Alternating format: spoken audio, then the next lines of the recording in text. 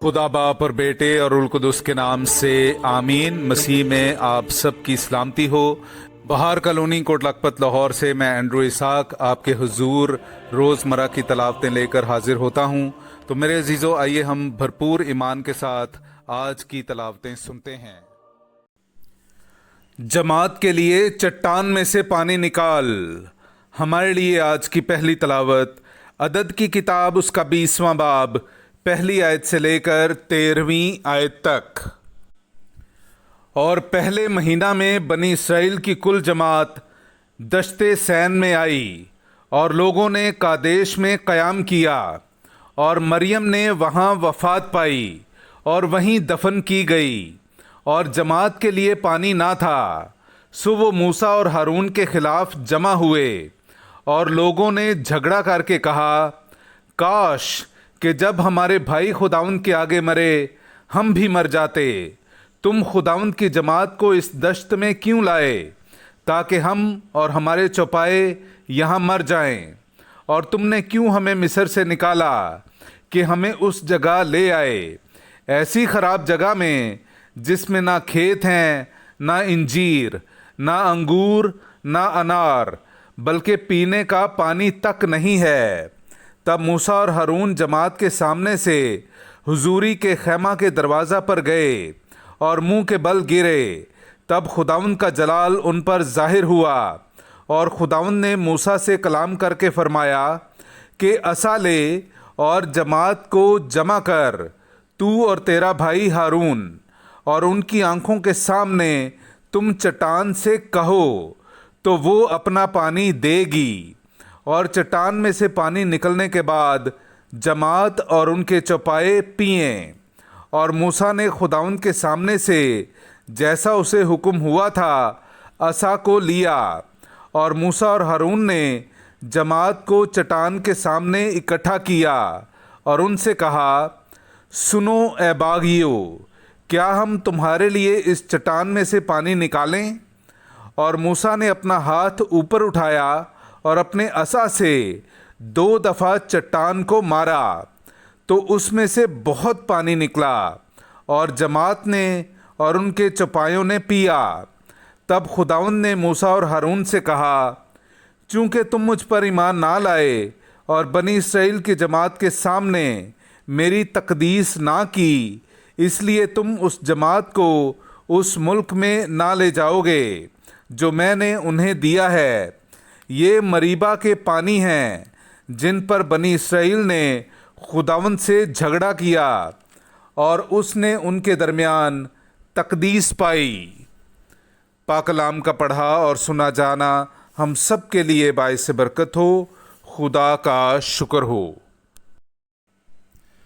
काश आज तुम उसकी आवाज़ सुनो, काश आज तुम उसकी आवाज़ सुनो। मेरे अजीज़ों, आइए हम आज का जमायती ज़बूर सुनते हैं। ज़बूर नंबर 95, उसकी पहली से दूसरी और फिर छठी से 9वीं आयत तक।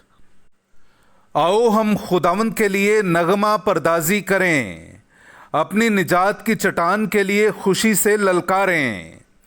उसके हुजूर शुक्रगुजारी करते हुए आएं और गीत गाते हुए उसके आगे खुशी के नारे मारें।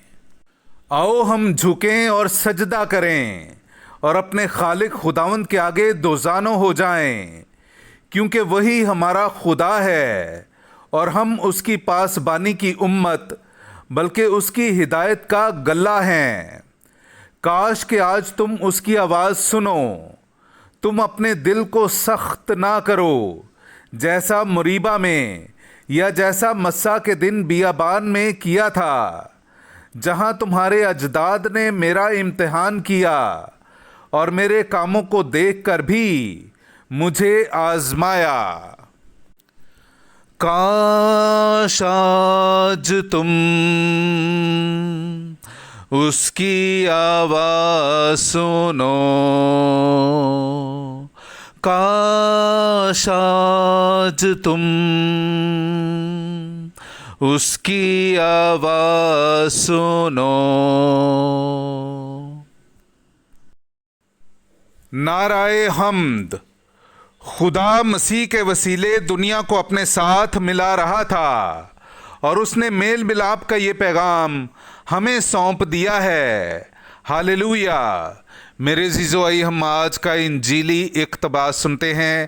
انجیل مقدس بامطابق مقدس متی، اس کا 16واں باب 13ویں سے 23ویں آیت تک۔ جب یسوع کیسریا فلپی کے علاقے میں آیا تو اس نے اپنے شاگردوں سے یہ پوچھا کہ لوگ ابن انسان کو کیا کہتے ہیں؟ انہوں نے کہا کہ بعض یوحنا اصطباغی کہتے ہیں، بعض الیاس، بعض ارمیا یا انبیاء میں سے کوئی۔ اس نے ان سے کہا، مگر تم مجھے کیا کہتے ہو؟ شمعون پطرس نے جواب میں کہا کہ تو المسیح ہے، زندہ خدا کا بیٹا۔ تو یسوع نے جواب میں اس سے کہا، مبارک ہے تو شمعون بریونا، کیونکہ یہ بات جسم اور خون نے نہیں بلکہ میرے باپ نے جو آسمان پر ہے تجھ پر ظاہر کی ہے۔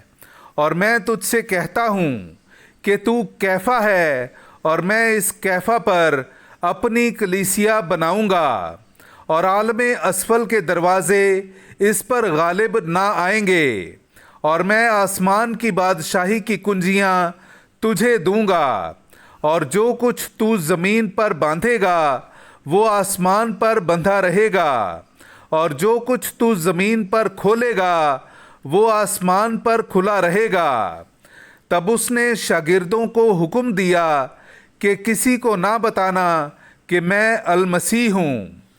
اس وقت سے یسوع اپنے شاگردوں پر ظاہر کرنے لگا کہ ضرور ہے کہ میں یروشلم کو جاؤں اور بزرگوں اور سردار کاہنوں اور فقیہوں کے ہاتھ سے بہت دکھ اٹھاؤں اور قتل کیا جاؤں اور تیسرے دن جی اٹھوں۔ اس پر پطرس اسے الگ لے جا کر اس سے اعتراض کرنے لگا اور کہا، اے خداوند تیری سلامتی ہو، یہ تجھ پر کبھی واقع نہ ہوگا۔ اس نے پھر کر پطرس سے کہا، اے شیطان، میرے سامنے سے دور ہو، تو میرے لیے ٹھوکر کا باعث ہے، کیونکہ تو خدا کی باتوں کا نہیں بلکہ آدمیوں کی باتوں کا خیال رکھتا ہے۔ پاک کلام کا پڑھا اور سنا جانا ہم سب کے لیے باعث برکت ہو۔ خدا کا شکر ہو۔